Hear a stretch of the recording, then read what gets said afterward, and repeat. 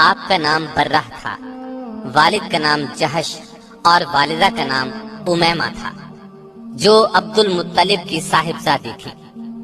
اس طرح سیدہ زینب نبی صلی اللہ علیہ وسلم کی سگی پھوپھی کی بیٹی تھی۔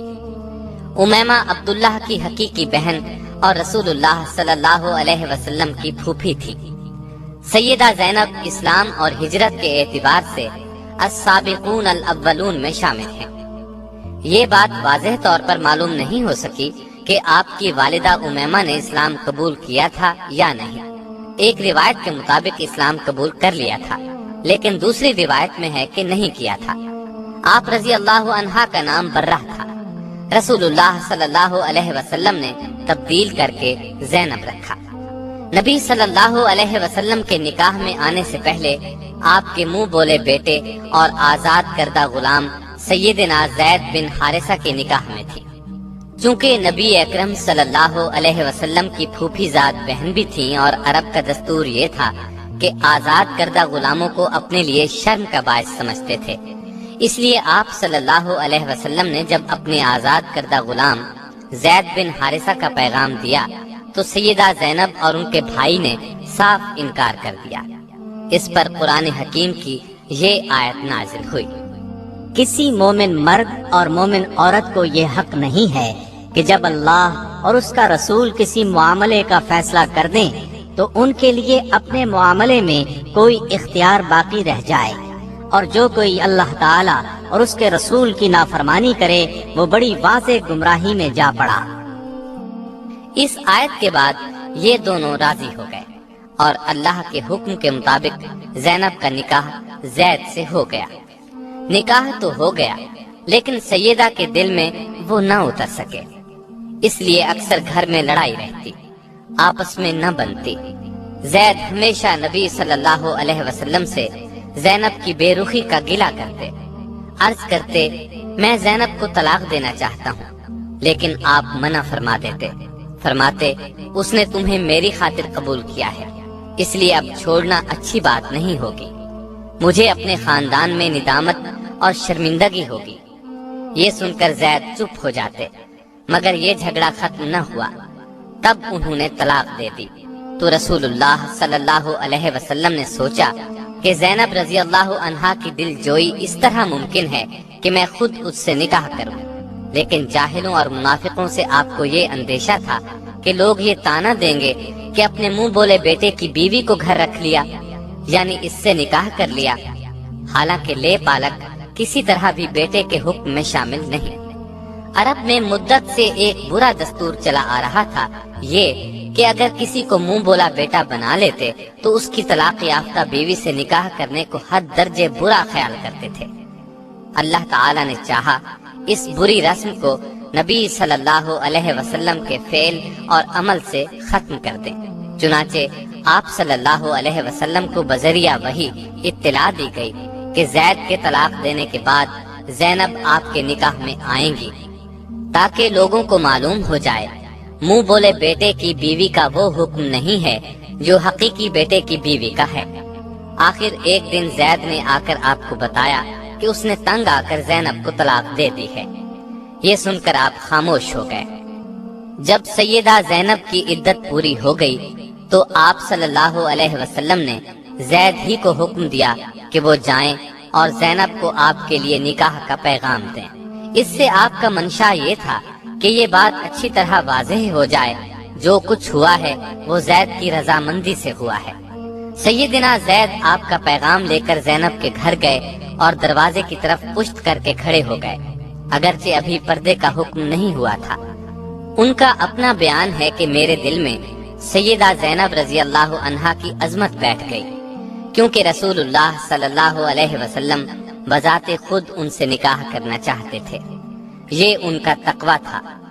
انہوں نے کہا، اے زینب، تمہیں بشارت ہو کہ مجھے رسول اللہ صلی اللہ علیہ وسلم نے تمہاری طرف بھیجا ہے، میں آپ صلی اللہ علیہ وسلم کی طرف سے نکاح کا پیغام لایا ہوں۔ اس پر زینب نے جواب دیا کہ میں اس وقت تک کچھ نہیں کہہ سکتی جب تک میں اپنے رب سے مشورہ نہ کر لوں، مطلب یہ تھا کہ استخارہ کر لوں، پھر بتاؤں گی۔ چنانچہ آپ رضی اللہ عنہا اسی وقت اٹھیں اور نماز کے لیے گھر میں جو جگہ بنا رکھی تھی وہاں جا کر استخارہ کیا۔ ادھر اللہ تعالیٰ نے وحی نازل فرمائی کہ ہم نے آپ کا نکاح آسمان پر کر دیا ہے۔ آپ صلی اللہ علیہ وسلم کے ذریعے یہ اطلاع سیدہ زینب رضی اللہ عنہا کو دی گئی۔ آپ نے اسی وقت سجدے میں گر کر اللہ کا شکر ادا کیا۔ اس اطلاع کے بعد آپ صلی اللہ علیہ وسلم ان کے گھر میں داخل ہو گئے اور فرمایا، تمہارا نام کیا ہے؟ سیدہ نے فرمایا، برہ ہے۔ آپ نے برہ کی بجائے زینب نام تجویز فرمایا۔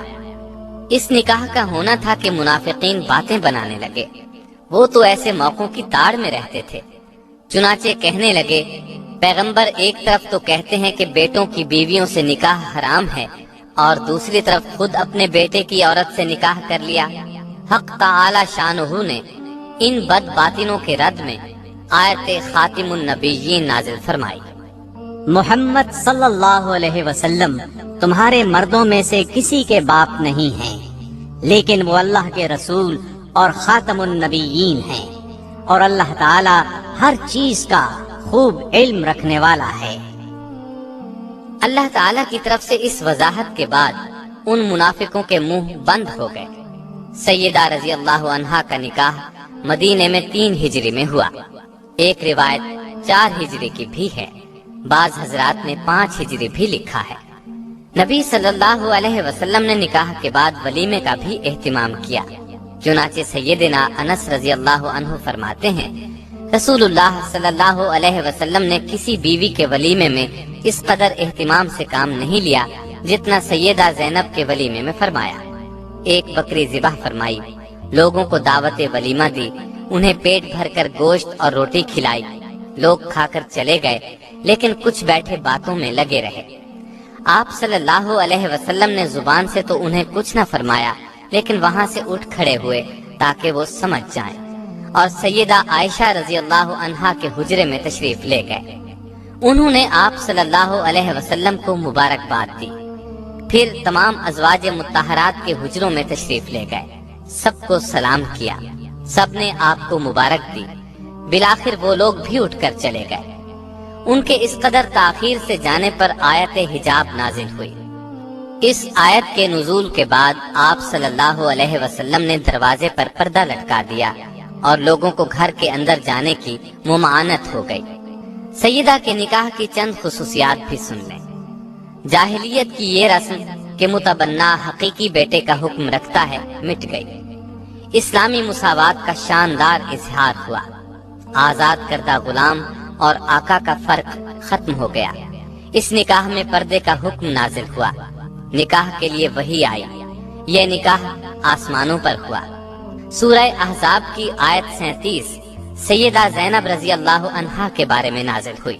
اس بنا پر سیدہ زینب دوسری بیویوں پر فخر کیا کرتی تھی کہ تمہارے نکاح تو تمہارے گھر والوں نے زمین پر کیے، جبکہ میرا نکاح میرے رب نے 7 آسمانوں سے اوپر کیا۔ صدیقہ کائنات سیدہ عائشہ صدیقہ رضی اللہ عنہا خود فرماتی ہیں کہ میں نے ان سے زیادہ کسی عورت کو دیندار اور اللہ سے ڈرنے والا اور سچ بولنے والا نہیں پایا۔ ان سے زیادہ صلہ رحمی کرنے والا اور صدقہ خیرات کرنے والا کسی کو نہیں پایا۔ وہ محنت کر کے صدقہ کرتی تھی تاکہ اللہ کا قرب حاصل ہو۔ آپ صلی اللہ علیہ وسلم بھی سیدہ زینب کی بہت خاطرداری فرماتے، ان کی صفات کا لحاظ فرماتے۔ ایک روز آپ صلی اللہ علیہ وسلم نے ارشاد فرمایا تھا کہ تم میں سے سب سے جلد مجھ سے وہ ملے گا جس کا ہاتھ تم میں سے سب سے لمبا ہوگا۔ آپ کا اشارہ سخاوت کی طرف تھا، لیکن ازواج مطہرات نے اس کے ظاہری معنی مراد لیے اور اپنے بازوؤں کو ناپنا شروع کر دیا۔ لیکن جب سب سے پہلے سیدہ زینب کا انتقال ہوا، تب نبی صلی اللہ علیہ وسلم کے الفاظ کا مطلب ان کی سمجھ میں آیا، کیونکہ وہ اپنے ہاتھ سے کما کر خیرات کیا کرتی تھی۔ اپنا کفن بھی زندگی ہی میں تیار کر لیا تھا۔ آپ رضی اللہ عنہا کا انتقال 20 ہجری میں ہوا۔ اس وقت آپ رضی اللہ عنہا کی عمر 53 سال تھی۔ یہ سیدنا عمر فاروق رضی اللہ عنہ کی خلافت کا زمانہ تھا۔ اس لیے سیدنا عمر رضی اللہ عنہ نے نماز جنازہ پڑھائی۔ جنازے کے بعد ازواج مطہرات سے دریافت کیا کہ ان کی قبر میں تدفین کے لیے کون داخل ہوگا۔ انہوں نے جواب دیا، وہ لوگ جو زندگی میں ان کے پاس آتے تھے وہی قبر میں اتارے۔ چنانچہ سیدنا اسامہ بن زید، سیدنا محمد بن عبداللہ بن جہش اور عبداللہ بن ابی احمد بن جہش اور محمد بن طلحہ نے انہیں قبر میں اتارا۔ آپ رضی اللہ عنہا کو جنت البقیع میں دفن کیا گیا۔ نبی صلی اللہ علیہ وسلم کے ساتھ نکاح کے وقت ان کی عمر 35 سال تھی۔ 37 سال کی روایات بھی ملتی ہیں۔ آپ کے انتقال پر سیدہ عائشہ نے فرمایا، افسوس، آج ایسی عورت گزر گئی جو پسندیدہ اوصاف والی، عبادت گزار اور یتیموں اور بیواؤں کا سہارا تھی۔ انتقال کے بعد آپ نے ایک مکان یادگار چھوڑا۔ آپ کے اس مکان کو خلیفہ ولید بن عبد الملک نے اپنے زمانہ حکومت میں 50,000 درہم میں خرید کر مسجد نبوی میں داخل کیا۔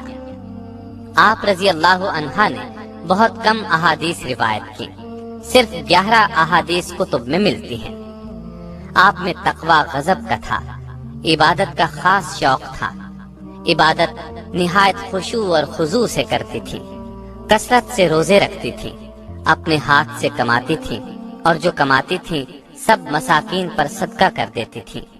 سیدنا عمر فاروق نے جب پہلی مرتبہ سیدہ زینب کو وظیفہ بھیجا تو انہوں نے خیال کیا کہ یہ سب ازواج مطہرات کا ہے، اور فرمایا، اللہ عمر کی مغفرت فرمائے، وہ خود ہی تمام امہات المومنین میں تقسیم کر دیتے۔ اس پر لوگوں نے بتایا، یہ سب آپ کا ہے۔ سیدہ زینب نے فرمایا، سبحان اللہ، پھر اپنے اور اس مال کے درمیان میں ایک کپڑے کا پردہ ڈال دیا۔ پھر مال لانے والوں کو فرمایا کہ اس کو یہاں ڈال دو اور اس پر ایک کپڑا ڈال دو۔ پھر فرمایا، اب کپڑے کے نیچے ہاتھ ڈال کر جتنا ہاتھ میں آئے وہ لوگوں میں تقسیم کرتے جائیں۔ اس طرح کپڑے کے نیچے سے مٹھی بھر بھر کر مال لوگوں میں تقسیم کر دیا گیا۔ سیدہ عائشہ فرماتی ہیں کہ میں نے کوئی عورت زینب سے زیادہ دیندار، پرہیزگار، سچی اور سخی نہیں دیکھی۔ اللہ کی رضا حاصل کرنے کے لیے ہر دم سرگرم رہتی تھی۔ البتہ مزاج میں ذرا تیزی تھی، جس کی بنا پر انہیں جلد ندامت بھی ہوتی تھی۔ سیدہ عائشہ فرماتی ہیں، جب سیدہ زینب کا انتقال ہوا تو مدینے کے فقراء اور مساکین میں ہلچل مچ گئی، کیونکہ ان کی ہمدرد، غم گسار اور ان کے لیے دونوں ہاتھوں سے بے دریغ مال لٹانے والی جو چل بسی تھی۔